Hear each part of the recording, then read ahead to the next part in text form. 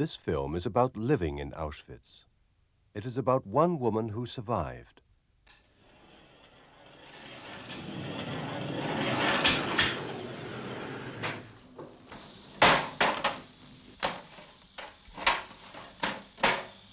Now, I have got to take some pictures of the upper part of your neck. Yeah. I'm sorry, I've got to ask you, have you any dentures? No. No? No one's knocked them out? No one's knocked your teeth out? It's still there, isn't it? Do you play rugby? Yes. And no one's knocked your teeth out? Oh, No, you're lucky, no. aren't you? Kitty Hart is a radiographer. She lives and works in Birmingham. For 6 years, as a young girl, she fought for her life against the system the Nazis had created to destroy her and all those like her. For 2 of these years, she was a prisoner in Auschwitz.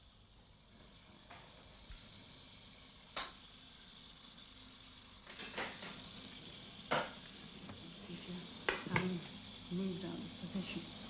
No. Very still, not to move now.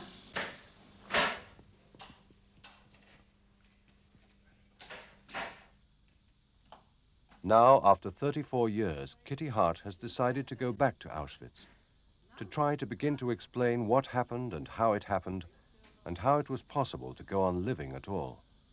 Breathe on now. Good. That's one. Super. Kitty was born in 1926 in Bielsko, a small town in southwest Poland. Her father, Karl Felix, was a successful merchant and ran the family business. His wife, Lola, was a practical and well-educated woman. She had a talent for languages and devoted some of her time to teaching English. Kitty and her elder brother Robert in 1937. By this time, Kitty had a reputation as a tomboy. She was mischievous, competitive, and always getting into trouble. Oh, I was a terrible child. I did the most ghastly things at school and used to be thrown out of the class, always. I used to be sent home from holiday homes, because I'd get out in the night and ski at night and everybody was asleep. I never really obeyed any rules, whatever, whether it was at home or at school. I was always, my marks as far as behaviour there was always a cause for complaint. When she was 9, Kitty was sent to the convent school of Notre Dame. It was an expensive and fashionable school which catered for the daughters of Bielsko's more prosperous citizens. Her school reports continued to show a talent that was athletic rather than academic. It was the end of the summer term, 1939. This report is the last that Kitty would ever receive from the Sisters of Notre Dame. It is also the only documentary evidence remaining that the Felix family had ever lived in Bielsko.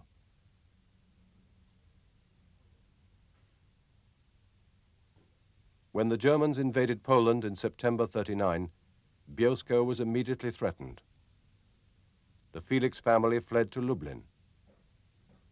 A month later, the victorious Nazi army had caught up with them. I'd never seen Germans before, and I thought they looked absolutely splendid. They had these fantastic uniforms and black boots, and I remember them marching across the city with the sergeant major, waving his baton and conducting a military band, and I was most fascinated. And my father used to run after me and pull me home and not allow me out, and I couldn't understand why. I thought, oh, these marvellous soldiers, why am I not allowed to go and see them? And so I used to sneak out and just watch the parades. The fact that the Germans were out to kill people like me came to me very suddenly. There was one very important rule, and this was that when soldiers walked along the town, the city, the pavements, everybody else had to get off the pavement. And I walked along the pavement with this boy. And I instinctively got off the pavement, and he didn't get off the pavement. And one of them pulled out his gun and shot him through the head. And there was this friend of mine just dropped dead. And this was and I ran home and said this. And this was the very first moment that I realized they were out to kill. To escape the German terror that had now begun, Kitty's brother Robert fled to Russia in an attempt to reach England. Her grandmother, who had been in hiding with the family, was seized by a Nazi extermination squad. Now Karl Felix made his last and most desperate bid to keep his family alive. It was to separate him from them forever. He arranged new Aryan identities for his wife and daughter, and then smuggled them on board a train taking Poles to Germany for forced labor. Kitty and her mother were taken to the IG Farben works at Bitterfeld.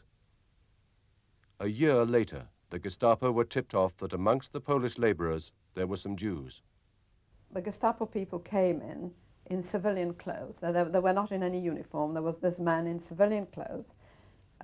He came in and said, "Tomorrow we're having dancing. We're all going to have a dancing lesson."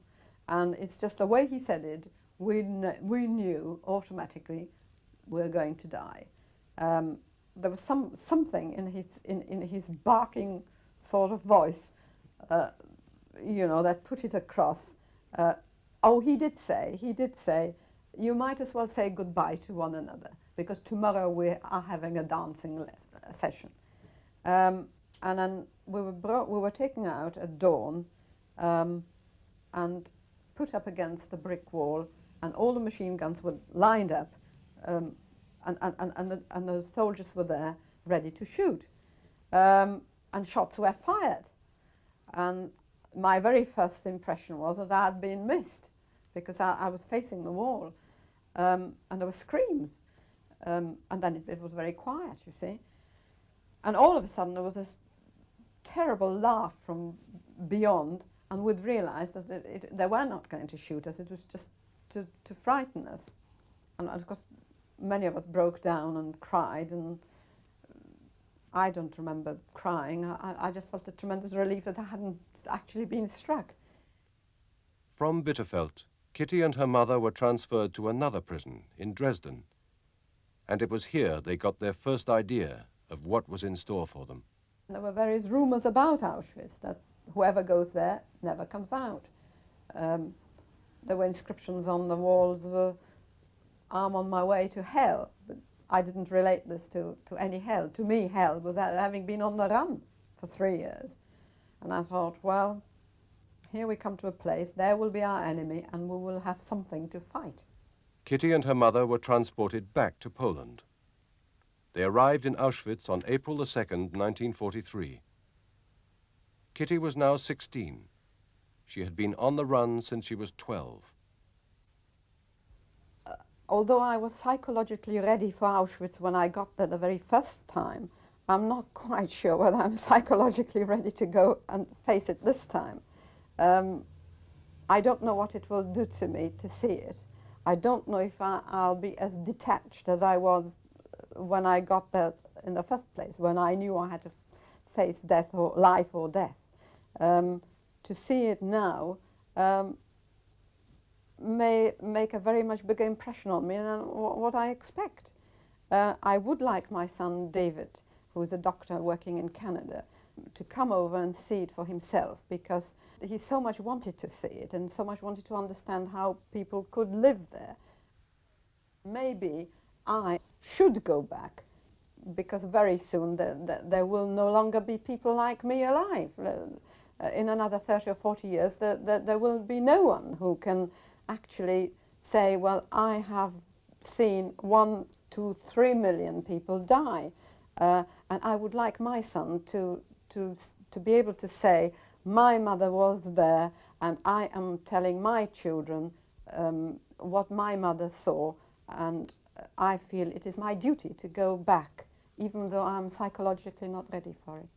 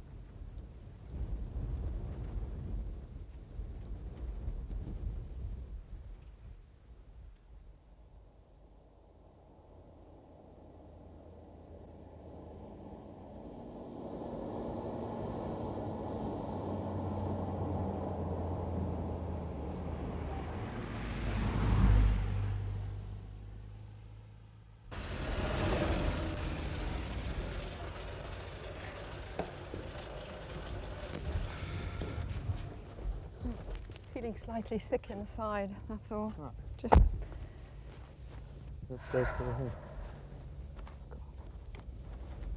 what paspas me kan bli div. Hmm?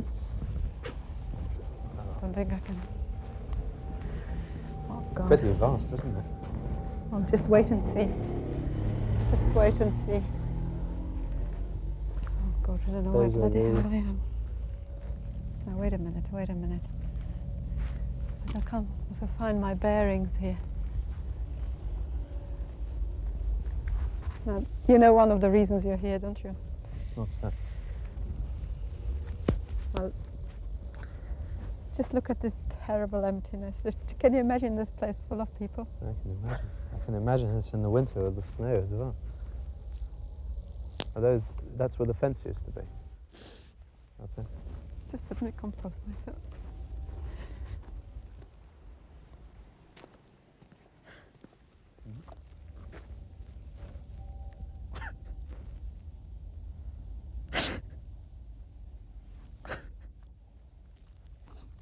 Perhaps I've come to speak for all the people who died, but I've had 30 good years. haven't I? I'll tell you why you're here. It's most important now. Do you know why? Because there are people in this world, they said that this has never happened. They're writing about it. They're saying, oh, this has all been, it's not true. You are here just to see that it is true, it was true. And so that when you have children, you can bring them here and tell them about this. And I owe this to all the people that have died. I'm sure I do. 30 members of your family have died here. Your grandfather, your grandmother, my family, all my school friends. No. Everybody out of our hometown. All your father's family. Everybody's ashes are here, so let's just go and see if we can find something now. I think this is B1. I don't remember coming in through this, no. These railway lines weren't here, you see, in 1943. Well, do you think they've been put here since? Oh yes, I came in the middle of the night, and I didn't come through this gate. I think I came through some side gate, and these are the rails that I helped to build. And is this where the fences were? Is it? Oh, the fences were. The whole place was lit up when I came here, and then there was a kind of smell of roasting meat, and you thought, God, surely there can't be roasting a lot of meat here. And there was a peculiar glow in the distance, and you thought, well, what the bloody hell is this glow? Still, we went on, and as I said, it was the middle of the night. You didn't really know where you were, except for the whole sort of the stench. What was over there? Were those brick? I'm trying to find Camp B1, and I think you go through there. Now, these railway lines were built, and they go all the way to the end. And the people came in here, the trains were brought in there, you see, but before that happened, people came along here. They just walked along. Now, where you're walking along here, just imagine, hundreds and thousands and millions of people walked along this road here with their bundles, tiny children, old people, some who had to be carried, and they just walked all the way to the end. I haven't got my bearings, but I think this is B1. I think there's got to be a way in here. Just look at it. As far as you can see, you'll see camps, 22 camps, not just one camp. We're talking about the tiniest, meanest section, which is this.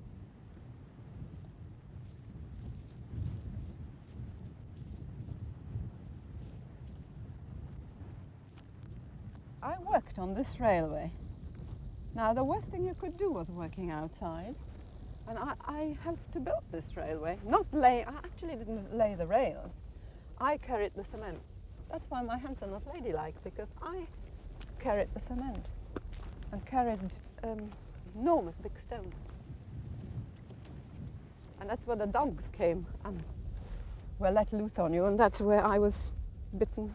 You see my scar here, don't you? Yes. Yeah. Anyway, I'd like to be able to find my way in. Now there's an entrance. There's got to Further be down an a bit. entrance. And don't take any notice of the grass, because there was no grass. Well, what was in subsequent? All this was mud, just a sea of mud, damp. It Yeah. was damp in the summer, And so what's full of snow in And- the winter?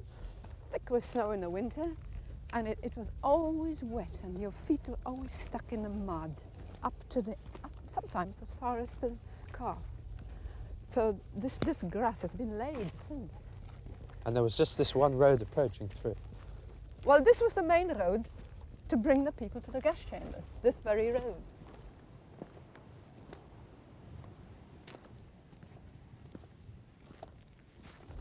David, this was the most important place of all. See this gate? Yeah. Let me tell you about this gate. Now, the commandant stood here, the SS women, that's where they stood. People came to work, external work from there, from the camp. 5 o'clock in the morning, the groups went out to work, outside, digging trenches, doing what you like, right? People who went that way never came back, right? So this was that the way way led of to the life. crematorium. That's the way Okay. to the crematoria, right? So here, if you were brought in through this gate, you could live for a bit. But if you went that way, you never lived. That was the end. That was the way to die. If you managed to stay in this enclosure, you could still live a little longer, right? Here, somewhere here, was the orchestra. A full orchestra, right? Just imagine it. Prison orchestra. Yes. Alma Rose conducting. She was a very famous musician. She died. Let's find our bearing here. Now, I came here during the night. Now, I went into a place called the Saunas, sauna, right? Where everything was taken from you. That was your very first thing that happened to you. Everything was taken off you, and you were shaved, naked, smeared with some kind of green fluid, and we were given prisoner of war uniforms. There were 20,000 Russian prisoners of war that were shot here just before I arrived, and we were given their uniforms. By that I mean their trousers and their tops, and you were only allowed to wear one layer. So you had nothing else, no underwear, remember? I would like to find Block 25, because Block 25 had the most terrible significance. The selections to the gas chambers were carried out There's a number. weekly. Oh, There's a number on the brick there, isn't there? Is there? Yeah, am I right? well, perhaps we There's ought to cross. something written on there. Let's just go across. 23, is it? What's that? It's 73. 73. Yeah. It's 25 we're looking for. Now, you picture here bodies. Just bodies, and you can picture people being beaten up here the whole of the time. I mean, we were walking in an emptiness. You must picture here a continuous shifting population, because people died and more people were being brought in from all over Europe. So we're looking, that's Block 27. And this is 20. This is block 20. Now, this was my block. I was here for months and months in this block, and that's where I hid, actually, because I pretended I belonged to a group of workers in Siemens, and I didn't. So I slept there during the day, and I slept there during the night. I walked in through this here, through this entrance. As you walked in, you got your bread ration. So I got my bread, and here were the roll calls. You see, everybody was standing here. 1,000 women standing in front of each block twice a day, right? Here stood the block älteste, the woman in charge of the block. That's where you're beaten as you got in. Every time you got in, you got beaten, and every time you got in, you got your bread ration. You went in, and let's go inside. Ah, that was my block. Now then, I often bought myself a place to sleep here, you see. Bought myself with my crumb of bread a place to lie on one of these boards.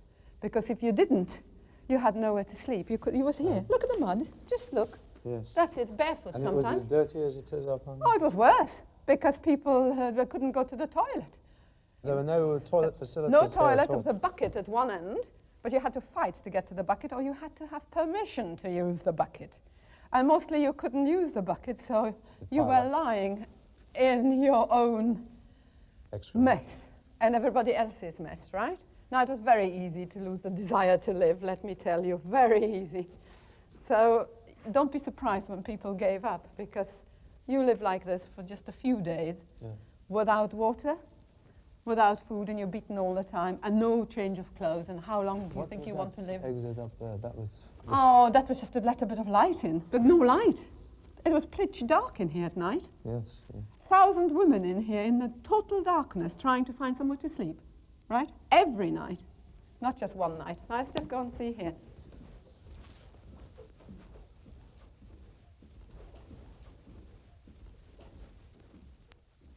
Oh.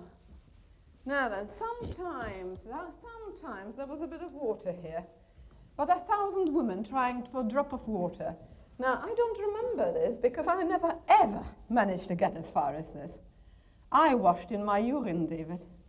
That's where I washed, you know. And what's more, you had to keep your body clean, because if selections were carried out, you see the SS came in here, everybody had to get down, strip.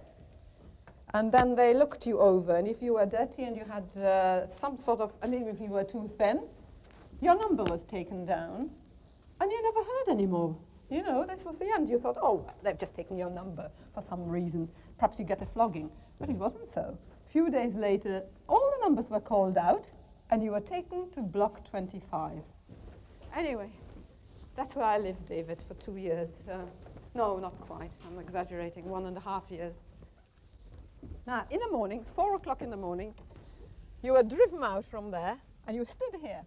So in fives, here you were counted, and you can imagine that people kept on going to different blocks because you know, they got mixed up. It's not always that you found your way to your block quickly enough. So you stood outside somebody else's block.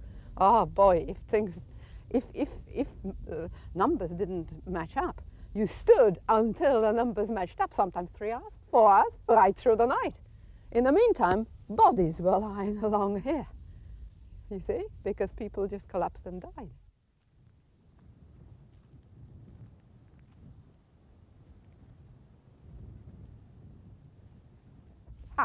This must be block 25 because it's got the bars. And I don't need to see a number because I can see the bars. Now, when selections were carried out to the gas chambers, people were stripped, mostly they were stripped. Naked, put into there, block 25. Now, everybody kept away from here because through the bars you could see hands sticking out. Hands of people sticking out, begging just for a drink because they were naked there. Sometimes 3 days, 4 days, waiting to die, waiting to be taken to the gas chambers. People that have perhaps survived the camp for 6 months, 8 months, 10 months, not just coming from home. Whoever went through there never, never, ever came out. You just couldn't get anybody out. Hands were sticking out here day and night, begging just for a sip of water so that they could... Oh, they didn't give them anything? Nothing. 3 days, 4 days, sometimes a week. And sometimes when they opened up the doors, the stench was such that you could smell it right through the camp.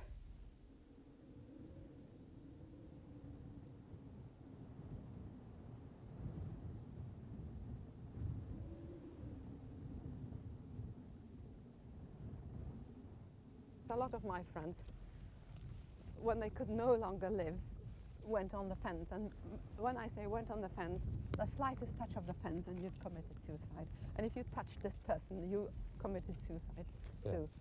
You were allowed to walk as far as the trench. You were allowed to walk, but if you passed the trench, you were shot at. Because they didn't really want you to commit suicide. They wanted to kill you off here.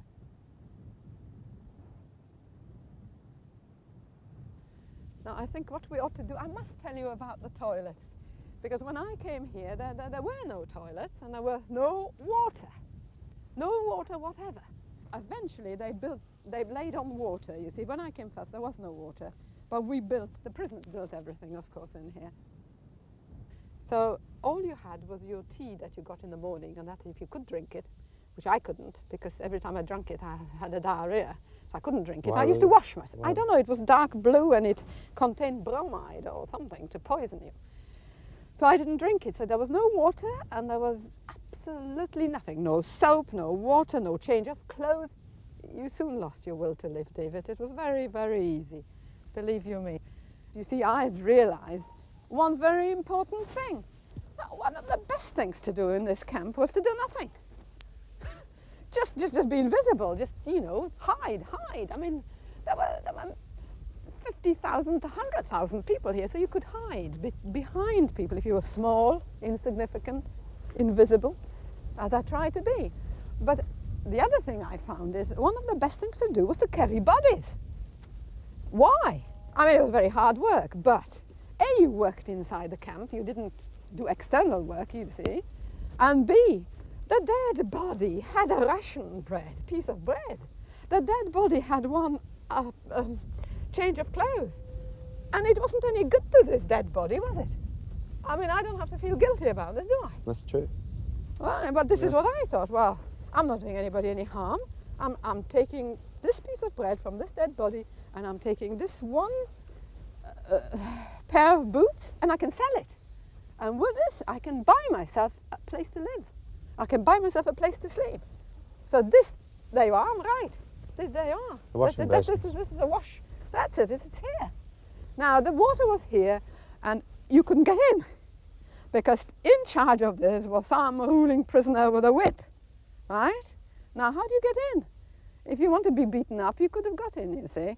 But if you could give her something, like your bread ration, which I got off my dead body that I loaded, you see. I mean, there were dead bodies, 300, 400 dead bodies. Then she let you in. So I bought myself a bit of access to go in there. And perhaps just, I couldn't have a wash. I mean, can you imagine 2,000, well, there were 50,000 in here, and just a few blocks of these, you see.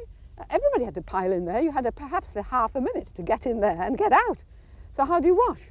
You couldn't take anything off, because if you took it off, you didn't see it again, so you were left naked. And what happened then? You were as good as dead, because there was no means of getting another pair of anything. Right, so you went in fully clad. You went in fully dressed, Yeah. and you got a bit of water in your bowl. Your bowl was tied to your body. So it's your bowl was your life. Yeah, if you didn't have your bowl. If you didn't have your bowl, you didn't have your soup. If you didn't have your bowl, you didn't have your toilet, because your bowl was your toilet. You understand? Well, how did you wash the bowl out You didn't. before you ate? Well, you didn't. You didn't. And you didn't wash it out. That was your life, your bowl. My bowl, it was red. Now you must picture thousands of women trying to get in here. Thousands. I'm not talking about 5, 10. I'm talking about 20,000, 30,000. Right? Let's go in. Let's go in.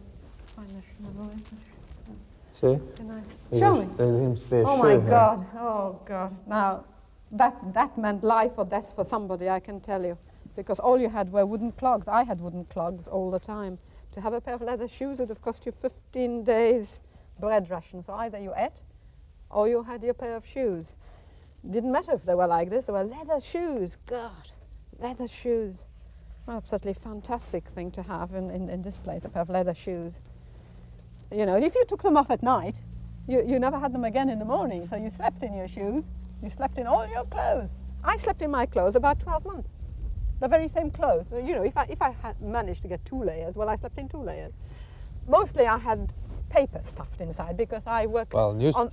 No, there was no newspaper. Oh, newspaper, boy, where did you find newspaper? What sort of paper? Well, I carried cement, laying the railway, It was the right? cement from and the paper that cement was bags, the paper was yeah. very good insulating Of stuff, course, and I yes. had it inside my, underneath my dress. Let's go right in anyway, let's just go in here. Now sometimes you got to this precious tap here, right?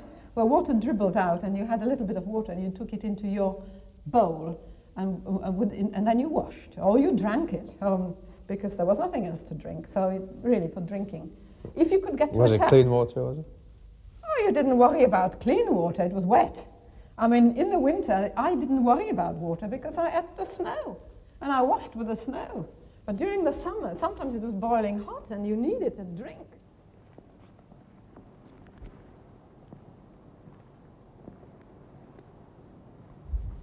Now, I don't know whether this was a toilet block or whether It could be. I'll just go Looks in. like basins in there like this I one. don't know. I'm not sure. What do you think? No, no, this is different. No. I think this is your toilet. Before a roll call, you were allowed to go in here, but you only had a few minutes, and you had thousands of women trying to get in there. And those were your toilets. And no paper or anything like that. Oh, paper, boy, God. What sort of paper? You mean toilet paper? Yeah. Oh, you must be joking. You were lucky if you could go in there and do something and it didn't go down your legs. And, you know, sometimes during 3 or 4 hour roll call you had to do something. The only time to go to the toilet was when there was a commotion. You know, the whistles blew and you had to go and stand in front of your block. So you thought, now we're going to try and get in there. So if you could possibly get in there, now let's go and see it. Now, if one was sitting here, or perhaps 3 were sitting here, because you couldn't just have one hole to yourself. So you were sitting sort of like this, and somebody else was sitting there, you see. And then before you finished, somebody pushed you off because the other one wanted to go, you see. Yeah. That's right. And all this, there you are. That's They had these metal... That's just as you see it. Was there this metal thing here? Well, I couldn't tell you what this is, but then somebody had to work in the Scheißkommando. Now, the Scheißkommando, God, it's too bloody funny, really. The Scheißkommando was a work group, people who had to dig that stuff out, put it in buckets, and carry it to the cesspool. Now, I worked on the Scheißkommando for some time also, because I've worked in most work parties here, and the Scheißkommando was very good, because you had a bar at the back here, and 2 buckets. And then you sort of carried the shit in each bucket, you see, across the shoulder, and you carried it to the cesspool. It was emptied at the back there. So you carried the shit, actually. You had to empty this into buckets and carried it. And that was a very good work party, because, you see, you were actually working inside the enclosure of the camp. It was very prestigious to be in a Scheißkommando.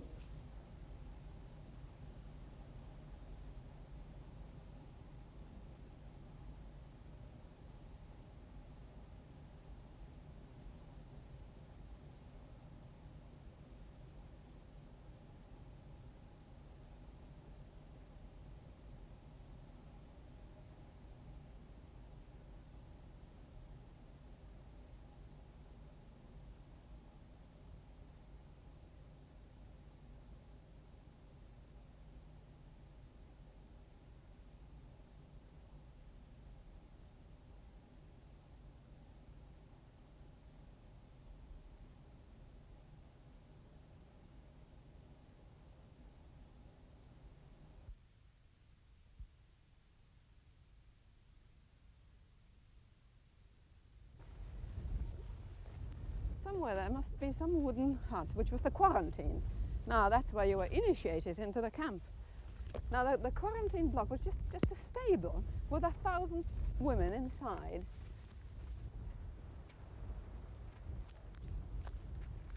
Imagine each one of these holding at least 1,000 people. You can't imagine it. That's where I spent my first night.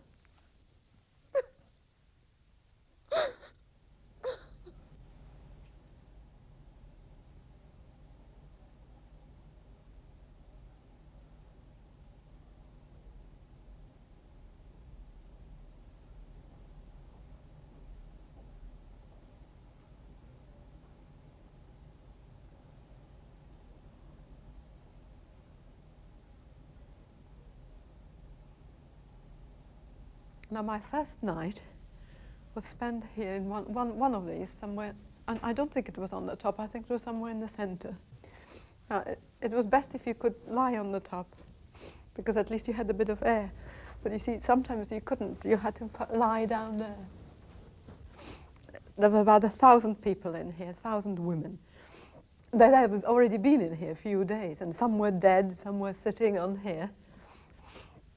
My mother and I, we scrambled onto here somewhere, and I was lying next to some woman, and it turned out she was a gypsy, you know, and she looked at me, and she sort of looked at my hands, and she said, "You're going to come out."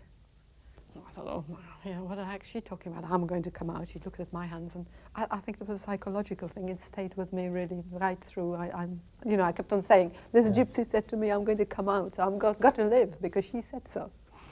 Anyway, I slept right through the night because I was up terribly tired. There'd been no food for about 48 hours because we'd come from prison, and we would missed the bread ration, you see, because that was only given out in the evening, and we'd came in almost during the morning, but this was dark.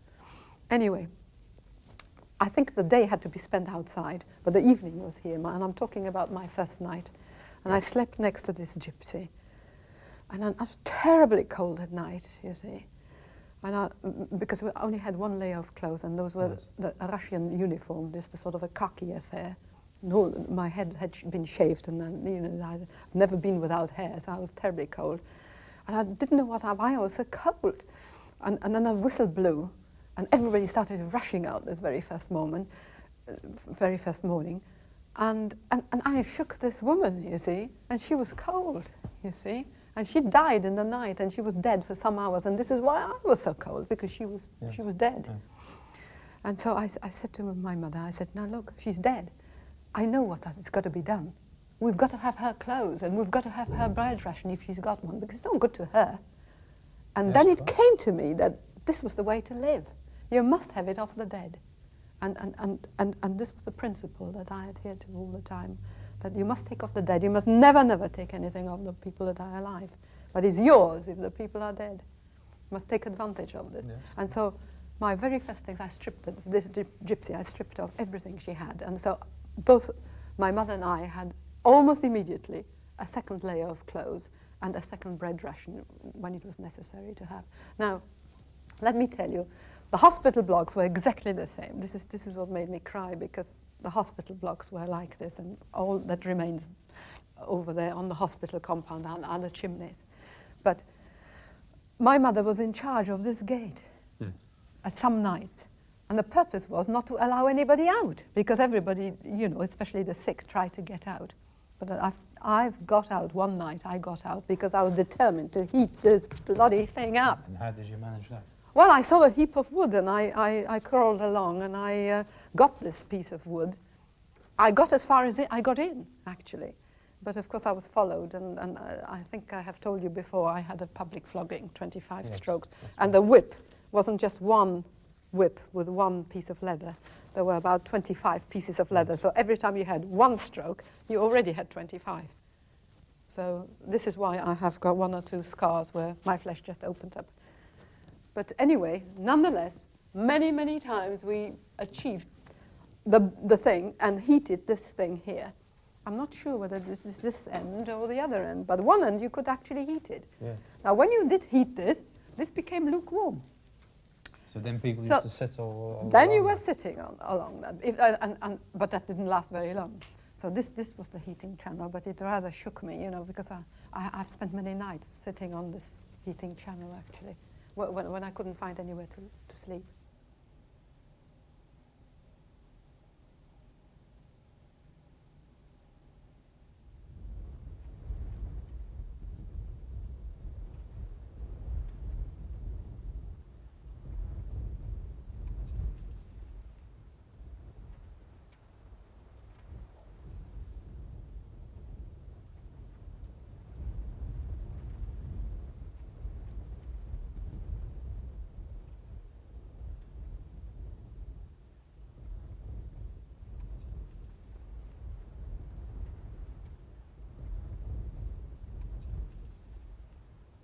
All this was the hospital section. All this vastness, you see, each one of these was a wooden block. You see, your grandmother only survived because she worked on the hospital block. Now, I know you're seeing grass, but I don't see grass. I see mud, just a sea of mud. And believe you me, if there was one blade of grass, you know what would have happened? You would have eaten it. My mother worked in Block 12. That was the infectious block. Typhus, dysentery, scarlet fever, diphtheria. Now, I know Block 12 was here because, you see, from Block 12, you could actually see people walking along this street to the crematoria. It was right up against the fence, so this must be block 12. It doesn't say anywhere. You know, you have got no indication. It's all been taken away and burnt. But you just look at the size of this, from there to there, and this housed about 1,000 women in here, and the death toll was 500-600 a night. So all day long you carried out the bodies from the night before. Was it a good job for a prisoner to work in the infectious Well, block? if my mother hadn't worked in here, she would not have lived 2 days. Now, all this was quarantine, as you know, and on the very last day of the quarantine, a girl came over that comes from our hometown, and she promised to come at the end of the quarantine period, and of course she did come. It had to be paid for that she came. I had to pay in bread, but she came and she took mother away, and she said, I've got a job for you in this hospital block, on this here, block 12, which was the typhus block. And she was here right through, working as a sort of a nurse, but of course she couldn't nurse anything. There were no So what were medicines. the advantages of having a job in this block? Well, can you imagine a tremendous advantage? First of all, she didn't have to be outside for the roll call, so she was spared the roll call twice a day, because the sick were not actually taken out to be counted. It was all done inside the block, and the same for the staff. So this was a very, very big advantage, not having to stand outside 3 or 4 hours twice a day. Yes, and of course you were sheltered from the elements. I mean, it's cold here today, isn't it? Very cold. Right, well, what are you wearing? 5 layers of clothes, eh?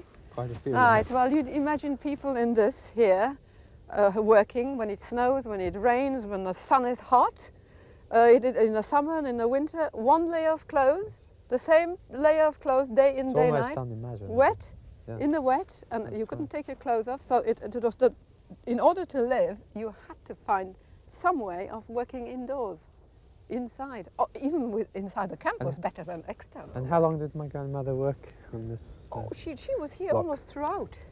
She did tremendous work, because although she couldn't save people's lives in the sense that she had no medicines to give them, but she was a tremendous woman, as far as now you know, as moral support. I know. I mean, you could keep people alive by just talking to them, you see, and begging them to live just 1 more day. And this is what she did, and she kept me alive by begging me to live another day. And I kept her physically alive by bringing stuff to keep her alive physically, and she kept me alive mentally. So very often when I was in quarantine, I got away. You see, this was a slave labour market, sort of, when you were in quarantine. And so the 4 women and the ruling party came to fetch you for work. Now, if you could get away during this commotion after a roll call, I used to find my way into here and straight up onto my mother's bunk, hid underneath a sick person, and that's where I remained throughout the day. But what I don't understand is, why did they not shoot the infectious and sick patients? Oh, Why did well, they we'll herd come them to into that. the one No, building? it wasn't like they didn't shoot them. They were selected to die every day. Sometimes the staff had to carry out the people in front here. They were lined up here, and selections were carried out. Now, I went through a selection In front of after Mengele. typhus. I remember. Mengele. It was Mengele over. stood there, Yes. and I wearing came white out, gloves, if I remember. wearing this white one. gloves. I came out here. I was after typhus, and I had to strip naked and run. If you couldn't run, well, you were selected to go to the other side. But of course, I was after typhus, and I couldn't run at that time. I was still crawling. I was actually on my knees. As far as here, I was on my knees. And my mother said, now you've got to go. You've got to stand, and you've got to run. You see, and I did.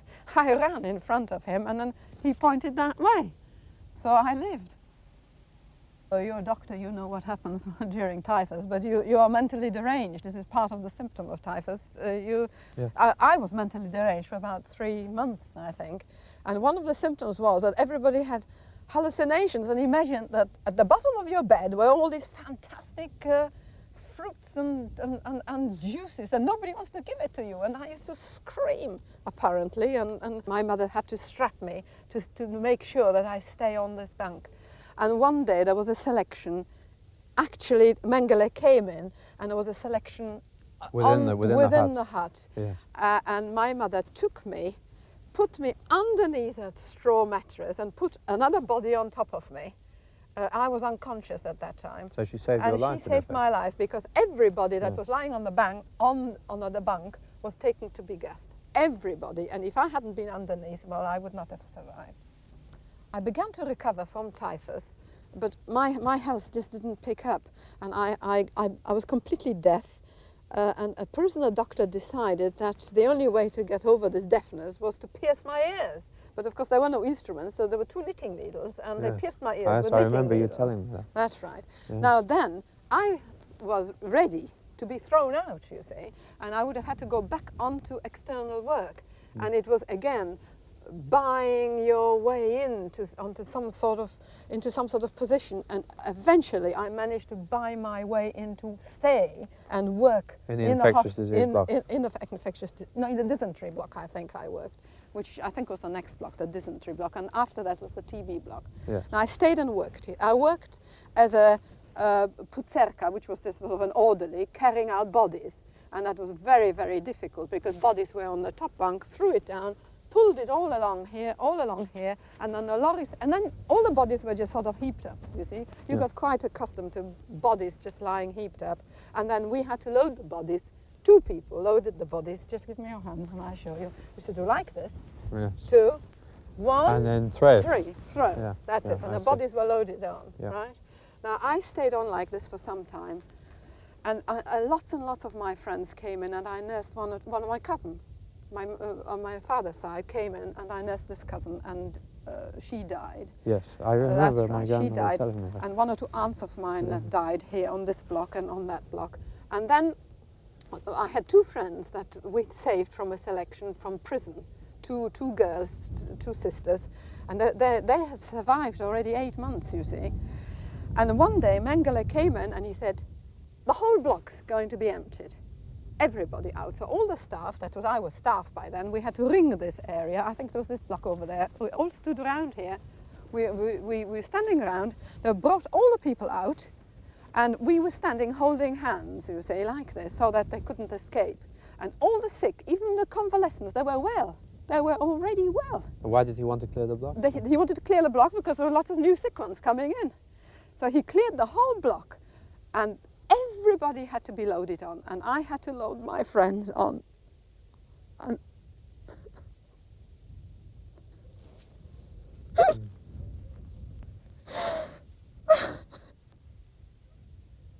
that finished me. That really finished me mentally, I think. That finished me, I'm sure it did. But it was my mother that stopped me going on the fence that day. Everybody went. Everybody. You mean you wanted to commit suicide that day? Well, I just didn't want to live. You see, all my friends were on this block, and they were well. And they'd been here a year, 12 months. And then I had to load them up, you see. And I wanted to go with them. But of course, they'd stopped me. You see, my mother came out and she just grabbed me and stopped me. It's really yet another occasion when she saved your life. Oh, yes. During that period, she saved my life, yes. Oh, we could not have survived without each other. There's no doubt about Yes. that. Yeah. You couldn't have lived on your own. You had to have somebody to help for you to survive, and you had to help somebody else. I don't know about the men. I couldn't tell you how the men managed to survive. But conditions in the women's camp were 1,000 times worse than conditions of the men. Why was that? Because of the overcrowding. I don't know. I think they were afraid to have too many men. And then they didn't mind about having so many women. And then we were all told, now you have to go and work externally again, you see. And all of a sudden, they came in and said they were going to form a new commando. And if we like, we can join it. And it was the Canada Commando. It represented food, drink, everything that you needed. Because all the possessions that people have brought in that came along here were down there. And my mother said, well, you must. She thought, if I could just live one day and taste some food just once while I live, then it was worthwhile.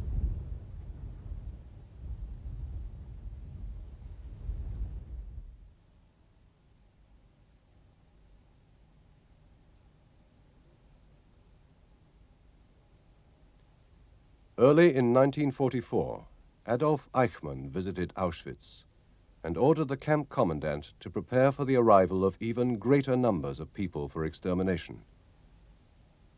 As a direct result of this order, Kitty Hart, by this time just 17 years old, was taken from the women's camp to work in the Canada Commando. Canada was Auschwitz slang for an isolated section of the camp near the gas chambers, where, it was said, there was an abundance of everything. In reality, it was where the clothes and belongings of Nazi victims from all over Europe were sorted and packed for shipment to Germany. Now this is a Canada Commando Enclosure here. This was all pretending to be a garden, pretending to be a factory. It was all a pretense, you see, because they didn't want people to panic when they brought them in here.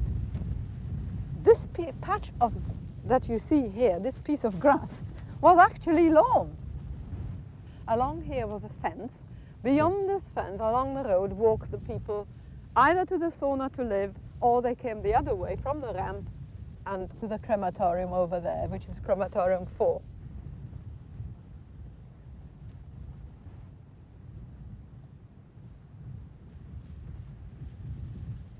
The people were told to leave all their stuff behind, that they're going to be disinfected, they're going to be taken into the camp. And they didn't realise what was Well, going on? they thought people were having a bath, a shower, because it said to the showers, please leave your clothes neatly in a bundle and bundle your shoes together so that they don't get lost. But this was just to help us here to sort out the remains. I don't remember this tree, but at the bottom there was this enormous heap of all the stuff that the people brought. Our job was to get a wheelbarrow full of stuff, take it into one of the working barracks, and everything was sorted out.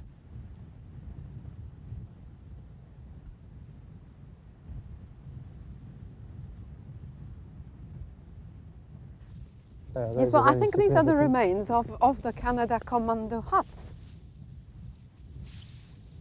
The toilets were away from the blocks, and we were permitted to use the toilets. Believe it or not, it had a door, and you were, for one thing, you had a privacy to sit on the toilet. Now, this toilet, it was situated somewhere at the back here, and possibly the next block had a toilet too. And this was my very favorite spot, that when I found some jewelry or some gold, I was determined that whatever I find is not going to be handed over to the Germans. I swallowed it. I buried it, not for myself, but to, first of all, to preserve it, because this gold and the jewelry that was found here was very useful to the men, so that they could buy ammunition, because we knew that sooner or later there had to be an uprising, and somehow it had to be paid for. Now, David, where you're standing now is the foundation of my block, where I actually lived. Now, in front of it here was this tiny little patch of lawn, and that really was lawn. I'm not joking, it was lawn, right? And it was a glorious summer, and I was on night shift, so during the day when I didn't sleep, I sat here on this lawn sunbathing, with all the screams around, with the people walking past, with the chimney smoking, but we lay down here and we were sunbathing. And it was so hot that we were splashing ourselves with water, which we had access to. Somebody went over to the sauna, got a bucket of water, poured it over, and we were laughing and joking, sunbathing here. Now you were lying, I was lying here, and I was watching over to this crematorium over there. You saw the SS-men, the extermination squad that did the actual killing, you know, the actual gassing. So now somewhere there was a ladder. You could see it when you were lying here. And up this SS-man climbed up the ladder with a tin of gas, which he had in his hand, and through the skylight he just dropped in this tin, and then he quickly ran down the step, and off he went.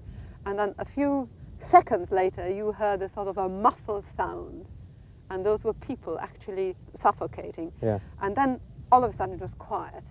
And then soon after that, you lay here and you could see actual smoke coming out of the chimney, and those were the very people that were burning. And the SS men used to pick up the bodies and throw them in the oven? Oh, no, no. This was done by the prisoners themselves, called the Sonderkommando. And there were, I don't know how many commandos there were, but they were exterminated ever so often themselves. And the 12th Sonderkommando actually blew up this very crematorium that you see here, the remains of. That was blown up while I was here on the 7th of October. And of course we were all implicated, as you know. Yes. And the gold, which we found, helped to buy the ammunition to blow up this crematorium.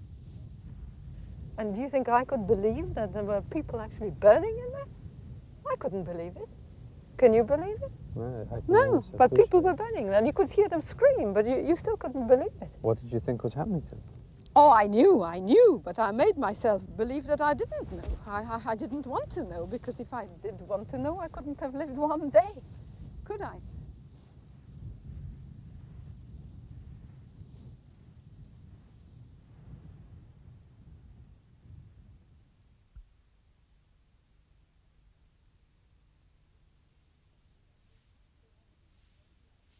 People from the whole of Europe were brought here. Now this is a graveyard. Now just remember that this is a graveyard. People were sitting all round here, waiting to die. I'm looking for something. I'm looking for something known as the White House. At the moment, I can't see anything. I think we're coming now to a clearing, and I think it's had to be somewhere there. And I passed it on my way going to see my mother.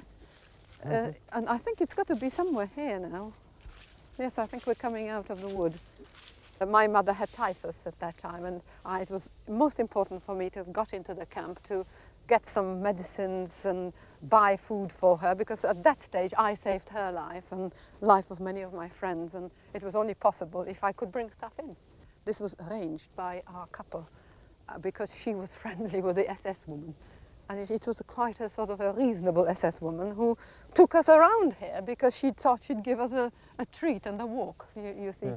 Via woods, which we could otherwise never have seen. And this is how we come to be around this area, because this was out of bounds. You couldn't just walk along here. I mean, we were enclosed behind the barbed wire of Canada. It was only this very small group that managed to get into the main camp on the pretext of taking third-rate clothes into the camp, and also on the pretext of going to see the dentist. And so that's how I lost most of my teeth, because I had to have my teeth extracted every time I went back into the camp. Let's just go on. It's got to be here somewhere. Let's see. There's somewhere here, there are foundations of this White House.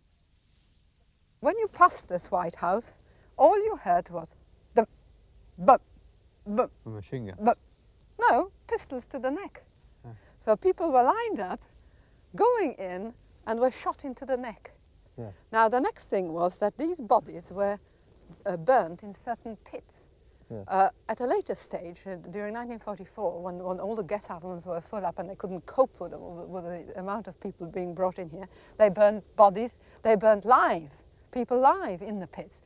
But at some stage, they burnt the bodies that were, you know, people that were killed off here were burnt in those Carried pits. out into the pits. And somewhere here, there must be enormous big pits. Now, let's just see, because I passed these pits, you see, on the way to the camp.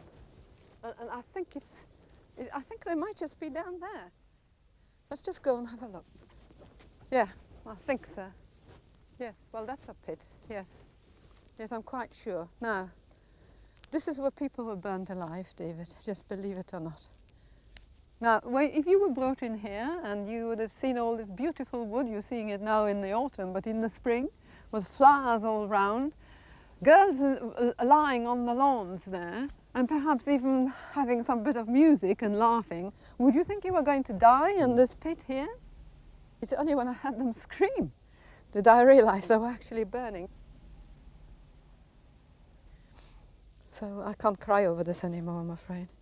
It's just, you know, beyond tears. But that's a graveyard. All this is a graveyard. I think this is a pit too. There must be more pits. There wasn't just one pit. Ashes must be here, but time has taken its toll, and I think the ashes are down here, yes.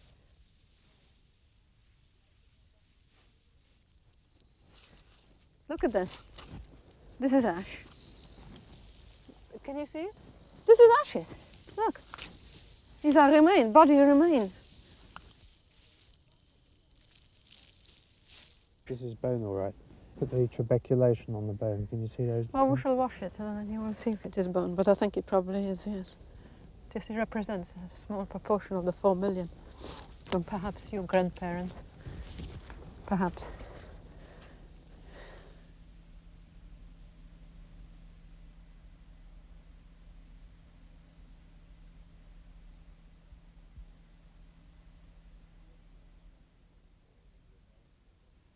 Towards the end of 1944, with the advance of the Russian army, the Germans, in common with their practice at other death camps, attempted to destroy all evidence of what had taken place at Auschwitz.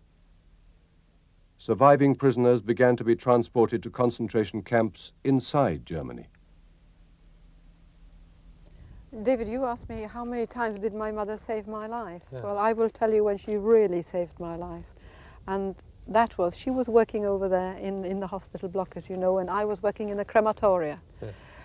Now, one day, well, she was waiting for days and days and days to try and catch the camp commandant, and the camp commandant was Hessler at that Yes, I time. remember. It was Hess, it was Kramer, but that was Hessler. Yeah. And she waited, and she made a decision. She was going to speak to Hessler herself.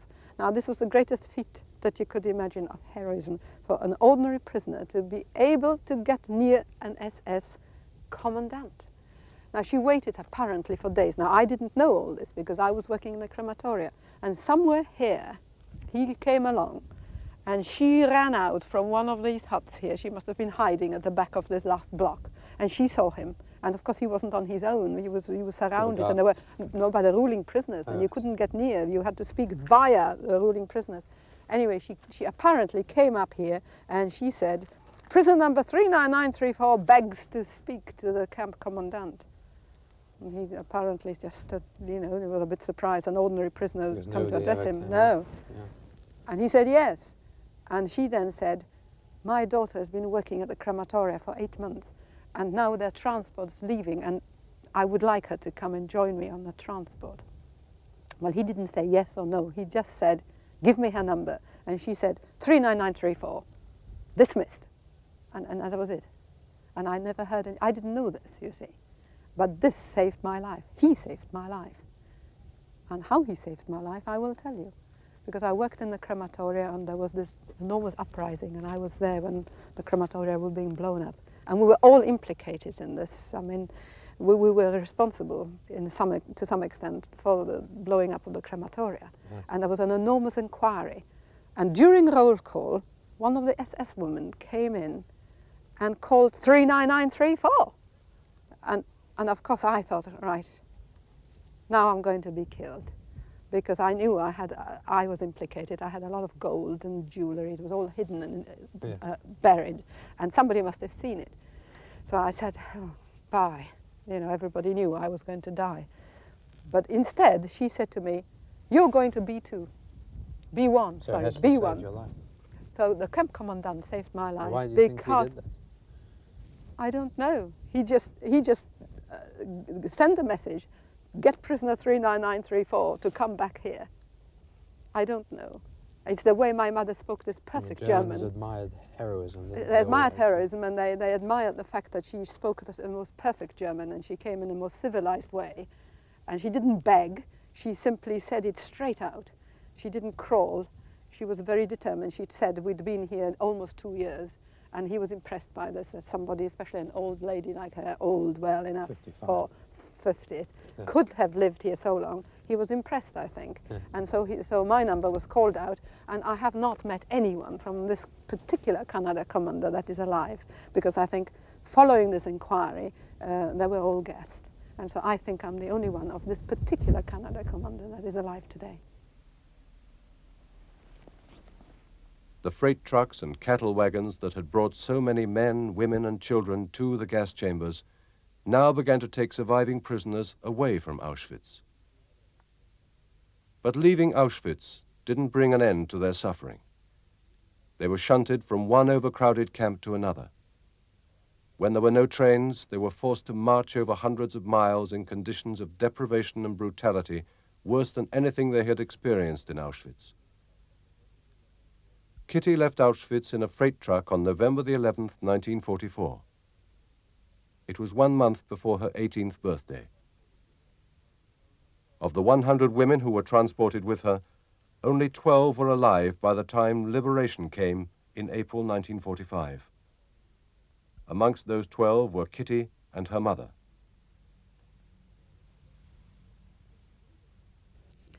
I had the impression on leaving Auschwitz that there could never be a place like Auschwitz. However, I was not prepared for the death march which was to come. The worst of the death march was that many of us had to throw away our belongings because we couldn't carry them, and so very soon we were saturated and cold and wet, and there was absolutely no food distributed, and we had to fend for ourselves. And only people who had been to Auschwitz and were prepared to risk their lives every single moment in order to obtain some sort of food could survive. And I thought that I could not possibly live through these last 6 months, having seen many of the very tough girls who had been in Auschwitz 2 years and even 3 years lag behind during the death march and were simply clobbered to death by being left behind. We were all clobbered. Of course, I was clobbered on the head and the rifle butts have been pushed into my back, but yet there was always someone who picked me up and pulled me along if they had any strength. But what really kept me going was seeing my friends who were lying at the roadside and being shot by the guards, and my obsession for revenge became more intense, and this is what kept me going. Not so much my physical strength, but this obsession for revenge, to revenge my friends. Some hours before liberation, on the very day of liberation, one SS officer came into the camp. No one knew why, because he no longer gave orders. He just appeared in the camp, and immediately a whole mob of people threw themselves at him and tore his uniform. And I was terribly weak at that time, and I was just watching the SS stores just across the electrified fence, and there were all these marvelous loaves, you see, staring at me, and of course I knew I couldn't touch the electrified fence, but I knew that at the moment of liberation, this is where I was going to go, for bread, nothing else. However, there were he was mobbed, this SS officer, and I crept in from the back and noticed that he had a dagger. And at that point, I just grabbed this dagger and I made off. Eventually, he broke loose and he escaped through the gates. And we realized then that the end must be very close. But we're still waiting for this very big explosion. I cannot remember many hours. We were just sort of sitting looking at the loaves, you see, and at this bread. Everybody just was literally watching the bread and waiting for a signal that the electricity had been cut and that one could actually get to this bread, although we didn't know where the Allies were. But, we thought, well, once you can get across, at least you'll have some food, because it could have been perhaps 10 days without food at that time. And then I do remember someone coming up to me and saying, well, there's some very strange soldiers wandering around outside. And I didn't take any notice. And, I was just watching the bread and waiting for someone to say, the electricity is cut and you can go and get some of this bread. And then eventually, of course, the gate swung open and these soldiers came in, and most of us were very dazed to realize what had happened. We had never seen these particular uniforms before. And of course, there were the Americans who came to liberate us. But at point of liberation, I made a dive for the bread. That I remember very clearly, that a lot of people were very weak and could hardly walk, and they threw themselves at the soldiers. But I threw myself at the SS stores, and I came out with a handful of bread, and I was mobbed, you see, and I succeeded in just having a little tiny piece of bread, which I ran with immediately to my mother, and we just sort of had something to eat after 10 days, and it was a fantastic feeling. perhaps the best feeling of all, just being able to have some food.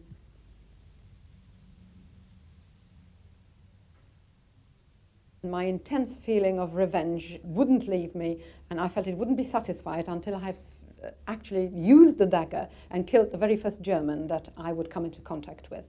And with this in mind, I followed the mob through the town of Salzwedel on a rampage, not of looting, but of destruction, and hammered and chopped everything up in every house, not taking away a single item. I didn't have any clothes. I wore nothing underneath my one prison dress, and there was everything to be had, but I simply was not interested. All I wanted to do is destroy everything in my wake and use my dagger in the first German, because purely to avenge my friends that I have seen die during the death march or the post-Auschwitz period, more than anything else.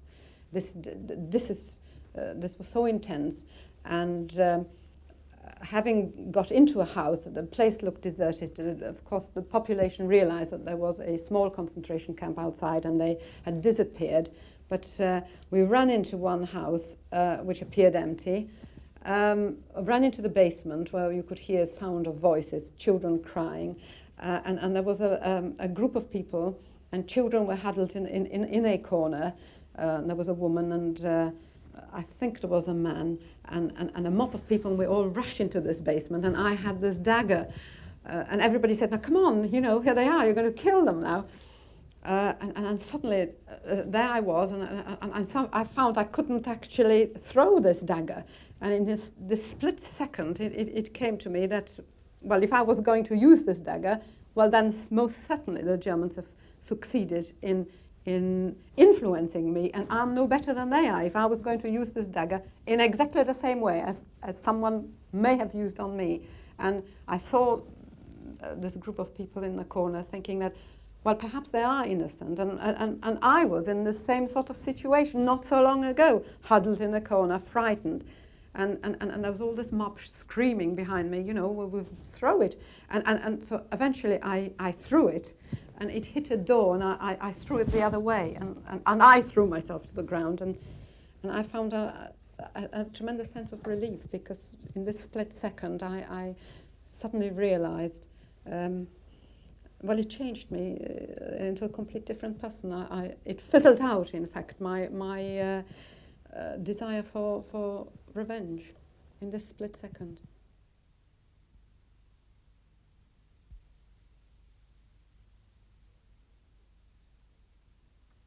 (1946).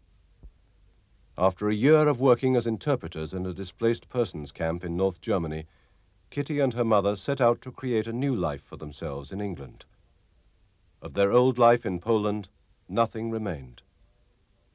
In Bielsko, every one of the large and prosperous Felix family had been exterminated. Karl Felix, Kitty's father, had been traced by the Gestapo, arrested and shot. Her brother Robert's attempt to reach England ended in Russia. He was killed fighting with the Red Army at Stalingrad. Kitty's mother would never see Poland again. Instead, she and Kitty, traveling with new papers that still recorded their Auschwitz numbers, came and settled in Birmingham.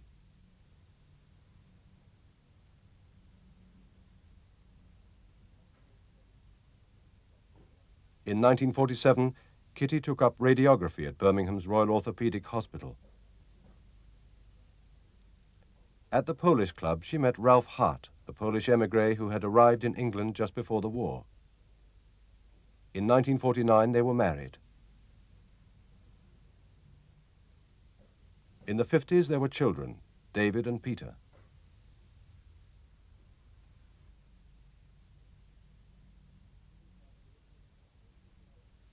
Kitty's mother lived with the family until her death in 1974. She had survived the years on the run and the years in Auschwitz. She had lost one family in Bielsko, but had lived long enough to see another grow up and take root in Birmingham. My mother was the tower of strength behind me and encouraging me, as well as many young people, to go on. youth was on my side when I was in Auschwitz. It was very much easier for the young people to manipulate the system than for the older people, because the older people, being more mature, thought more about the situations, whereas the young purely lived by animal instinct, and they didn't have to think. I think the younger a person is, the more cunning, and the cunning side of personality fades out as you get older, and you're more cunning when you're little, and find ways and means of outwitting people and manipulating a system in a simpler way than when you are mature and you begin to rationalize and think about things. Although a lot of older people have survived, it was very much easier for people of my age to survive. It was very easy to lose the desire to live. You saw this in people's sheer way of the way they walked. They began to walk slowly and developed a kind of a vacant expression on their faces. And it was a gradual process, but once this process took over, you know, these people were doomed and you could not save them anymore. But my mother was absolutely fantastic. She worked in the hospital block, and she could recognize this expression in people's faces and used to talk to them. She couldn't give them any physical comforts, but by sheer talking to them, she gave them this extra will to live perhaps through another day. During the 8 months that I worked in the Canada Commando, I saw such a vast number of people being brought in and being killed off that the sheer number of people lost its meaning. It was only when I saw an individual act of cruelty, or if something happened to one person or one child, that it suddenly brought this whole realization of what was happening there. And it took an enormous effort, constant effort, to drive this thing out of my mind. As long as there was a sea of people, it lost its meaning. But I must emphasize that it was, if something happened to one person, this is what hit me hardest. A child would pick flowers, this particularly is in my mind, or a child was playing with toys, and the mother tried to pacify a child, perhaps knowing full well that preparing it for death, you know, just trying to instill some calmness into a child, and perhaps the SS would come and tear this child away and pick it up by its head or by its legs and throw it onto the side and just kill it in front of the mother. This is a kind of perhaps incidents which I found very difficult to erase from my mind. To keep up a wall of detachment, we pretended to live in a different world. I remember a group of us actually preparing a play. And in this play, most of the actors in the play were the SS and what we were going to do to them after the war. And also many of the plays were staged in beautiful surroundings. We were pretending we were, you know, having a banquet, and there were these marvelous sardines and wines and sausages on the table, which we you know, pictured in our minds, and we pretended that we were in a different world. Also, I remember finding a mouth organ and one or two instruments, and we actually formed a little orchestra and tried to compose some music and pretended we were giving a concert to nobody, you know, just to ourselves, but just and at the same time not looking what was happening, not looking over the shoulder, and yet hearing screams of people just behind us going into the gas chambers, but pretending that we were elsewhere. This was, of course, while we were not working. Because for a long period of time I was on night shift, and I watched this throughout the day, having slept certain number of hours. I was allowed to actually sunbathe on this lawn, and this is where we sort of staged these little plays. I think the people who were queuing up to the gas chambers had a feeling that there was some sort of life for them, because they saw us perhaps well fed and in reasonable condition, and that it gave them hope of a better life. although the whole atmosphere must have been very sinister, and I couldn't understand how they could see the burning and exactly what interpretation they would have had of smoking chimneys, exactly what was being produced in this place. It was certainly a weird sort of situation, but I think it was better for them to have a feeling of calm rather than to produce panic by saying, you know, you're now going into a gas chamber, why don't you fight? It would have had the opposite effect, because everybody would have died, it would have not saved anyone, and people would have died a violent death, rather than perhaps die in a more peaceful way. So I don't think there would have been any contribution in warning people of what was to come.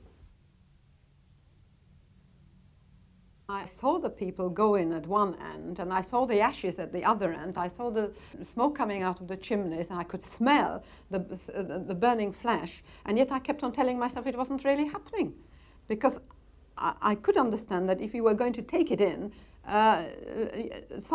you would have some sort of a mental breakdown, and I under no circumstances was going to allow myself to have this mental breakdown, because I saw people who tried to tell me, look, you can see what's happening. And the next day I saw what was happening to them, you see. They committed suicide because they took this in, and I refused to take it into my brain. And it was so incredible that my brain wouldn't accept it. Seeing people going in one end and knowing they were coming out as ashes, 10 minutes later the other end, and hearing the screams. And I would not allow myself for my brain to take this in. So I just pretended I didn't see it. When I visited the Canada Commander section of the camp, I was very much afraid whether I will be unable to blot out these events again, as I have succeeded before. It was all brought back to me very clearly, very vividly, and this is what I was afraid of, that I will perhaps at this stage, being more mature and thinking more about it, will be unable to detach myself as I had done previously. And it has affected me very deeply, because I did see it all very vividly, but again my mind has been able to begin. It has taken weeks and weeks after my return from the visit for me to settle down and begin to blot out and detach myself.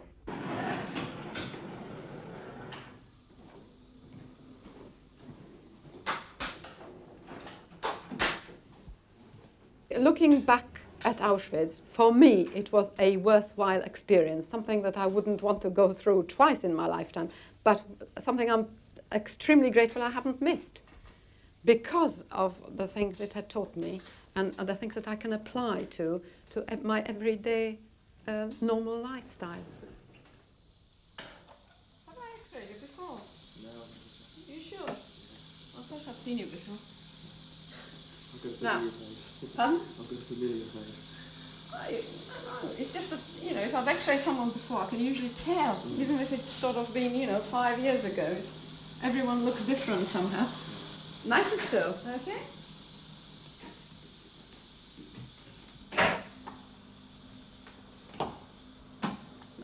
Little breath in, please. Let your breath out. Quite still.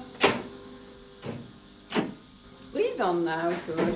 Fine, super. Thank you very much. I do my own thing, as it were, and I will not be allowed to be influenced in bringing up my sons, in my ordinary activities. Well, people may think that I'm a freak and I perhaps exercise, which is, or ski, which my time of life I should be sitting about and knitting for my grandchildren. And I don't care what people think about this. I do my own thing because I like to do the opposite of what people expect me to do.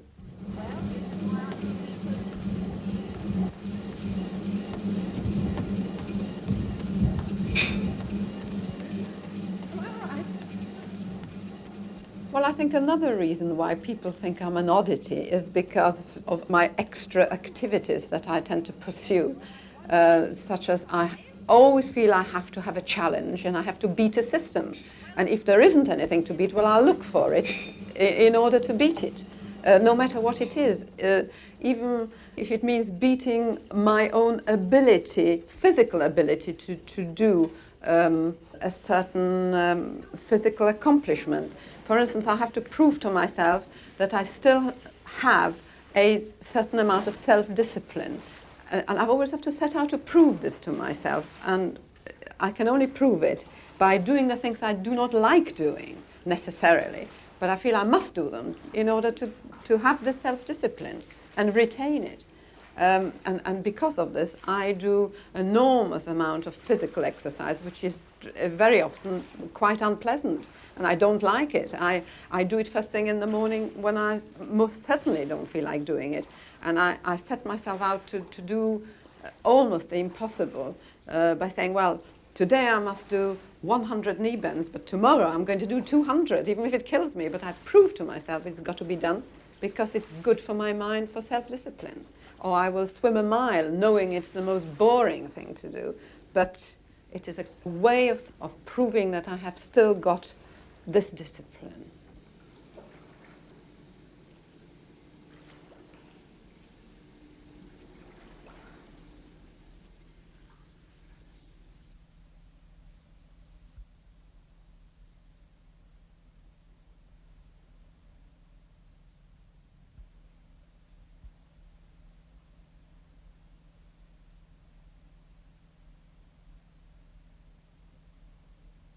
It's very difficult to hate a whole nation. You'd have to find some people that you could focus your hate on. There must be some degrees of hate. Whom do you hate less or more? And if I was going to hate, well, my children were going to hate the next generation of the Germans, who are as innocent, perhaps, as I was.